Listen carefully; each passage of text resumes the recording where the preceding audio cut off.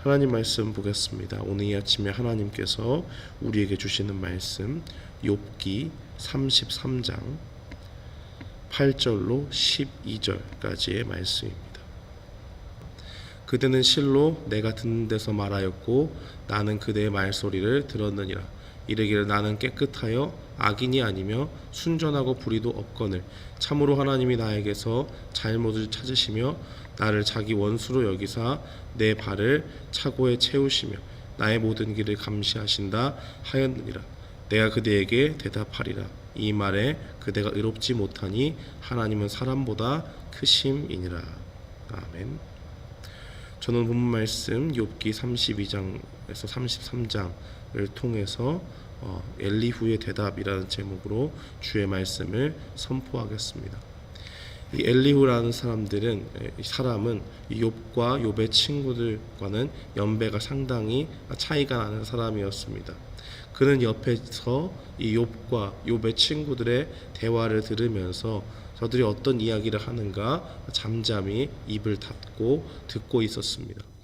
욥은 끊임없이 자신의 결백을 주장하면서 이 고난이 하나님께로부터 주어졌지만은 자기가 어떤 죄를 지어서 이 고난을 받게 된 것이 아니다라고 그렇게 자기의 의로움을 주장했고, 욥의 친구들은 그 의로움을 주장하는 욥이 잘못되었다 정죄했습니다.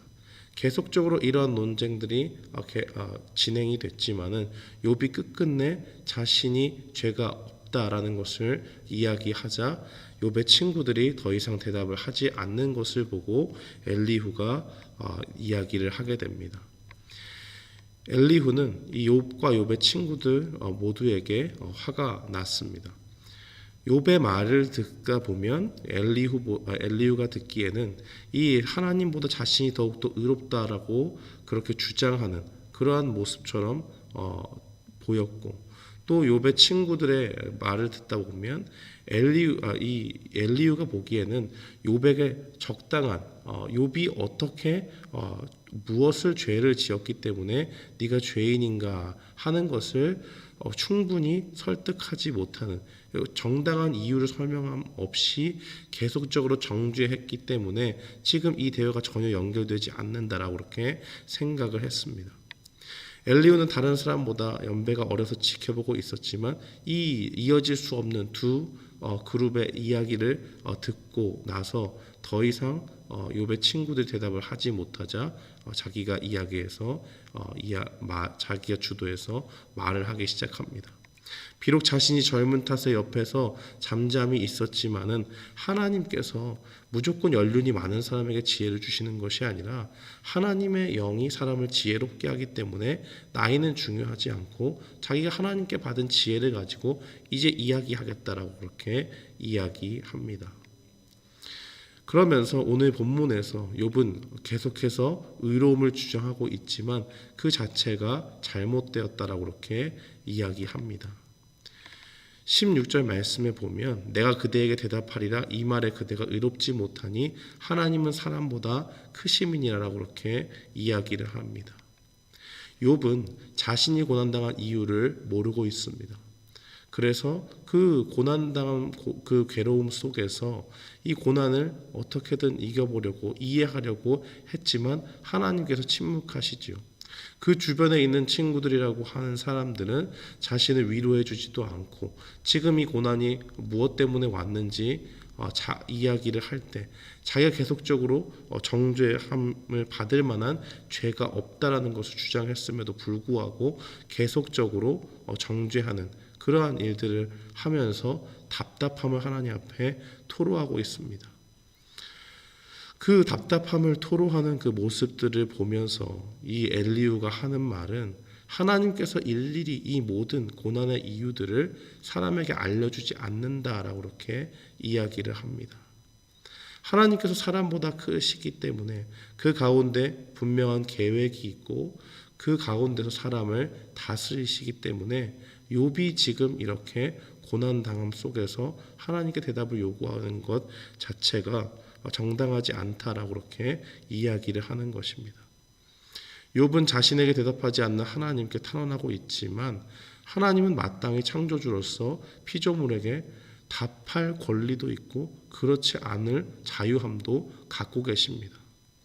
무조건 창조주가 피조물에게 일일이 답변할 필요 없고 더 높은 위치와 존재 가운데서 사람을 이끌어 가시기 때문에 그 하나님의 계획을 우리가 다 이해하지 못하더라도 그 가운데는 분명히 선한 계획이 있다라고 그렇게 이야기를 합니다.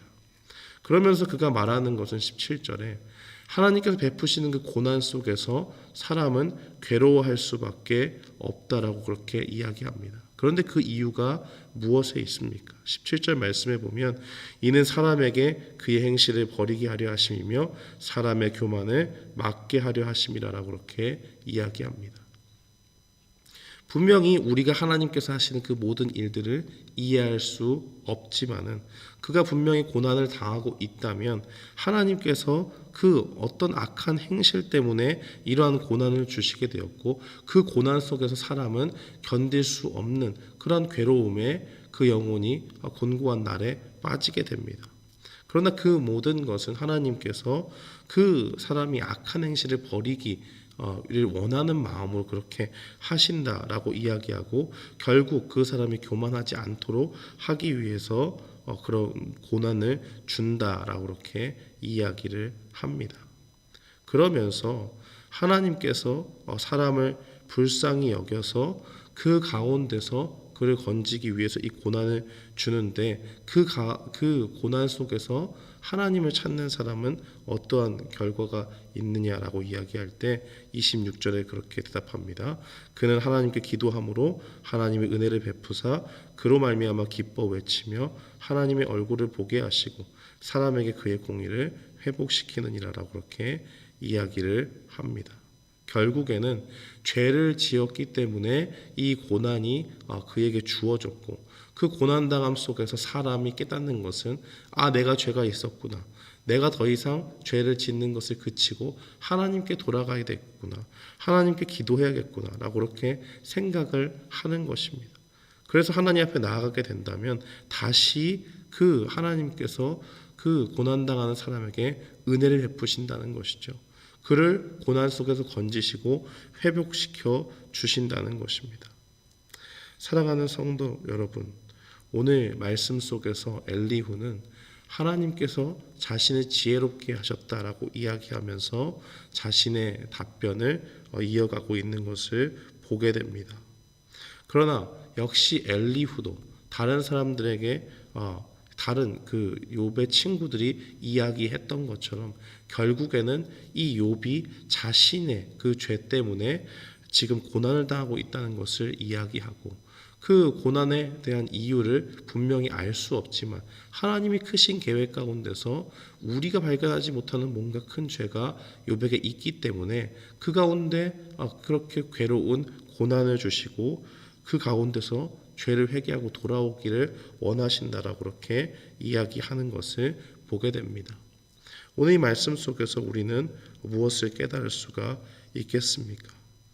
하나님께서 우리에게 고난을 주실 때는 그 가운데서 우리는 때때로 하나님의 계획을 100% 이해할 수 없습니다.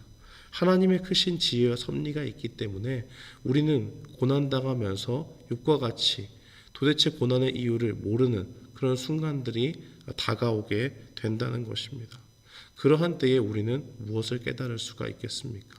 하나님께서 우리를 다스리시는 그 섭리하시는 그 크신 계획을 가지고 우리를 이끌어 주신다는 것입니다. 물론 그것이 무조건 엘리후의 말처럼 죄인을 회개하도록 하기 위한 그러한 목적을 가지고 우리를 고난에 빠뜨리는 그러한 상황들이 대부분이겠지만 그러한 반드시 그러한 모든 것이 이 욥의 상황과 결부되지 않는 것처럼 이 하나님께서는 크신 계획을 가지고 우리를 인도하시고 우리가 그 계획을 다 따라잡을 수 없다는 것을 분명히 보여주고 있습니다.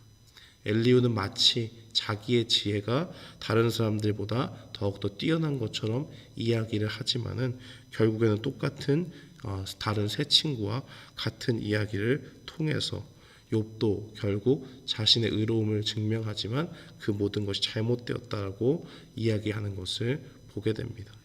사랑하는 성도 여러분, 우리는 이 땅을 살면서 우리가 이해할 수 없는, 헤아릴 수 없는 그 하나님의 크신 계획 가운데 놓여 있음을 분명히 기억해야겠습니다. 마치 우리가 지혜자처럼 모든 것을 아는 것처럼 이야기하는 것은 상당히 위험하고, 그 가운데서 우리가 해야 될 것은 겸손히 우리 자신을 낮추고 이 욥과 같이 하나님께서 이 모든 상황을 끝내주시고 하나님께서 직접 우리에게 말씀하여 주시는 그 시간을 기다리는 일뿐입니다. 그 시간은 분명히 힘든 일이고 견디기 어려운 긴 시간이 될 수도 있습니다. 그러나 그 가운데서 하나님께서 모든 것을 다스리시고 우리를 인도하시기에 우리는 죽지 않고 하나님 앞에 나아가게 될 것입니다. 하나님께서 우리에게 말씀하시는 그 때가 되면 우리가 그 대답을 듣고 분명 그 가운데 자유함을 얻고 주님의 크신 뜻을 발견할 수 있을 것입니다. 설사 당장 우리가 원하는 때에 하나님의 답변이 돌아오지 않는다 할지라도 그 시간들의 지남을 통해서 우리는 모르지만 우리의 후대가 그 대답을 얻을 수 있고 그 가운데 하나님의 크신 계획을 보게 될 줄 믿습니다. 오늘 이 말씀을 기억하면서 오늘 하루를 살아갈 때에 우리의 모든 일상들을 다 이해할 수 없지만 우리를 인도하시고 이끄시는 그 하나님의 섭리하시는 손길이 우리 가운데 있다 하는 것을 기억하고 주님께 모든 것을 맡기며 나아가는 우리 모두가 되기를 주님의 이름으로 축원합니다. 아멘.